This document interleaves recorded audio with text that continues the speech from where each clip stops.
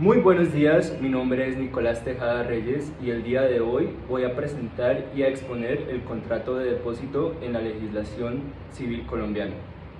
Es muy importante que comience con la definición que nos da el artículo 2236 del Código Civil, en el cual nos menciona que el depositante le confía al depositario la entrega de una cosa corporal para que éste la cuide y la restituya en especie.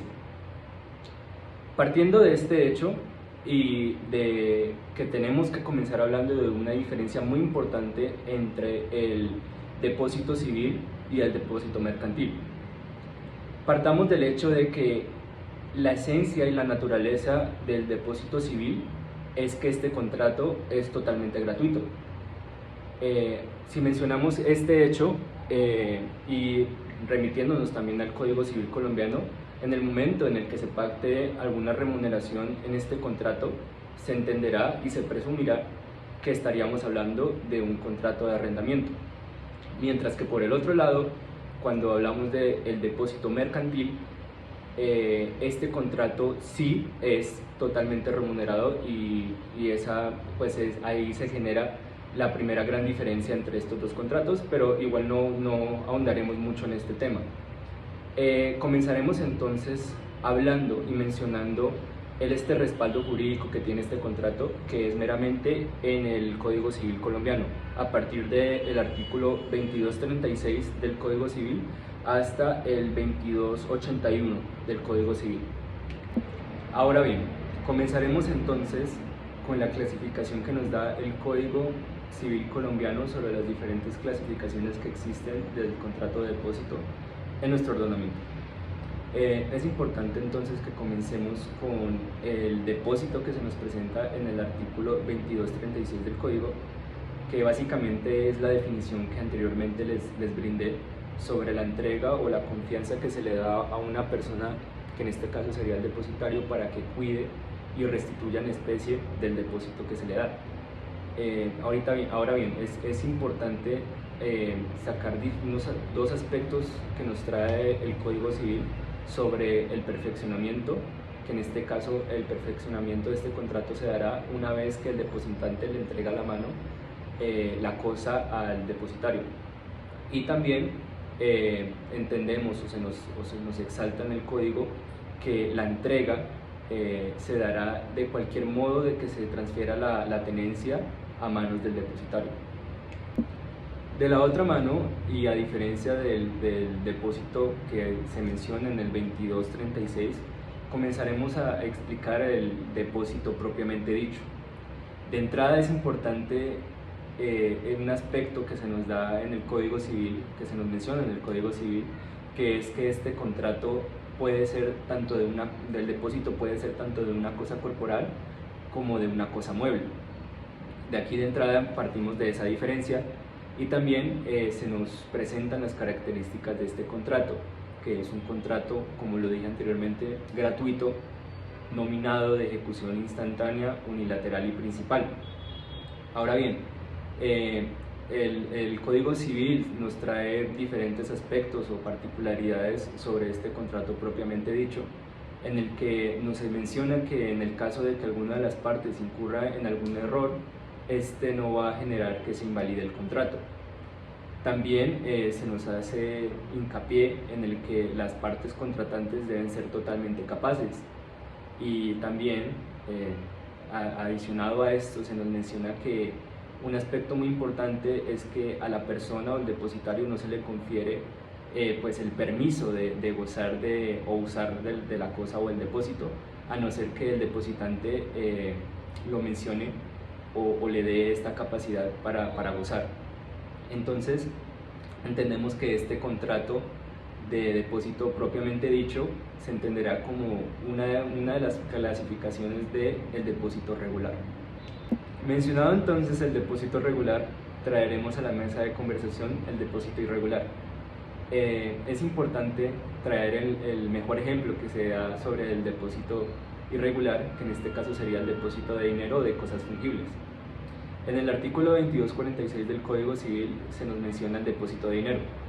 Se nos menciona entonces que este depósito, si el depositante no se cerciora de tener unas medidas especiales para que este no sea abierto, o el depositario no es informado de que no tiene alguna llave de acceso sobre este depósito, se entenderá de que el depositario podrá gozar de este dinero, obviamente con la obligación de restituir el dinero en especie después. De la misma manera, y pues ya dejando esta clasificación del depósito regular, se nos menciona entonces sobre la culpa o la responsabilidad que puede tener el depositario. En la medida de que no se pacte, se podría pactar entonces cualquier clase de culpa a nombre del depositario, pero en caso de que no se pactara, se entenderá que el depositario solo podrá ser responsable por culpa grave. También el mismo artículo nos establece o nos delimita la culpa leve en la que puede incurrir el depositario. Para comenzar, es importante traer a la mesa de conversación los tres aspectos muy importantes sobre el contrato de depósito propiamente dicho, los cuales son el tiempo, la duración y la restitución. Para hablar de tiempo, es importante decir que el tiempo es a voluntad del depositante. Esto generará entonces una obligación por parte del depositario de no poder entregar antes el depósito, salvo pues los casos determinados por la ley. Para hablar entonces de la duración, tenemos dos aspectos. La duración puede ser cuando el depositante lo pida o cuando el depositario solicite que ya se llegó al tiempo solicitado, o que se corra en riesgo de que se cause algún perjuicio o algún riesgo de daño del depósito. Y por último, la restitución, como lo mencionamos anteriormente en la definición del depósito, la restitución tendrá que darse totalmente en especie cuando hablamos de un depósito regular, y cuando hablemos de un depósito regular tendrá que restituirse la cosa fungible o el depósito de dinero. Es preciso entonces, para terminar de hablar del contrato de depósito propiamente dicho, analizar tres aspectos muy importantes. El primero es para hablar de la fuerza mayor y el caso fortuito a cabeza del depositario. Él no será responsable de caso fortuito o fuerza mayor en la medida que este no se haya constituido en mora. Si se ha constituido en mora, sí será responsable de fuerza mayor y caso fortuito. Y también es muy importante decir de que al no ser responsable de la fuerza mayor y el caso fortuito, si se le hace un pago de una suma de dinero o se le restituye la misma cosa fungible, tendrá que dárselas al depositante. Para los términos de la restitución hay tres. Mencionaremos la muerte, mencionaremos la necesidad del depositante de volver a recuperar su depósito, o la terminación del tiempo estipulado. Y finalmente, para hablar de la indemnización, esta será a cabeza del depositante y se la dará al depositario en la medida de pagar todos los gastos por conservación del depósito o todos los perjuicios que se pudieron haber causado en el tiempo del depósito. Siguiendo con la conversación de los diferentes tipos de clasificación que existe de depósito en el Código Civil colombiano, hablaremos entonces del depósito necesario. Me atrevería a decir que este depósito es un depósito apocalíptico y muy poco común, ya que en el momento de la elección del depositario, el depositante no conoce la identidad del depositario, por lo que complica gravemente y lo hace muy poco común esta clase de depósito. El Código Civil nos menciona entonces diferentes situaciones en las que se puede dar este depósito, como un incendio, saqueo, terremoto. Bueno, el código ahí nos dice que similar a estas situaciones se puede dar este tipo de depósito. La regulación y las disposiciones que se nos presenta sobre este depósito son las mismas que el depósito propiamente dicho o el depósito común, y también nos dice que cualquier tipo de prueba para probar este depósito es admisible. Ahora bien, para terminar de hablar de nuestra clasificación de depósitos del Código Civil colombiano, comenzaremos y terminaremos hablando del secuestro. El secuestro, entonces, definido en el Código Civil como aquella disputa entre dos personas sobre un depósito que va a ser adjudicado al final de un litigio. La disposición del secuestro es la misma que el depósito, solo que se puede dividir en una clasificación de dos, que puede ser la convencional, la cual es pactada por ambas partes. Al finalizar el litigio se va a adjudicar el depósito, como también puede ser la clasificación judicial, que es en cabeza del juez, quien es quien decide la finalidad de la adjudicación. También encontramos que el secuestro tiene facultades de administrador y de rendir cuentas al momento de entregarle la cosa al adjudicatario.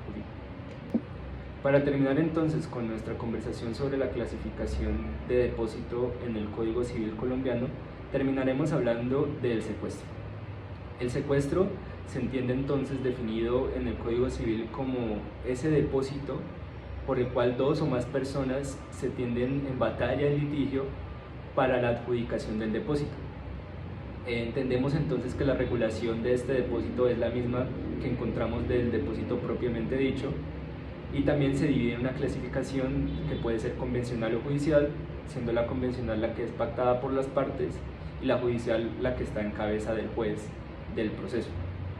Es entonces importante terminar de hablar que el secuestro tiene pues unas facultades especiales de administración y cuidado, las cuales tiene que rendir cuentas finalmente a la persona que se le adjudica el depósito, como también terminamos que la manera de restitución del secuestro se da en el momento de que es pronunciada y ejecutoriada la sentencia.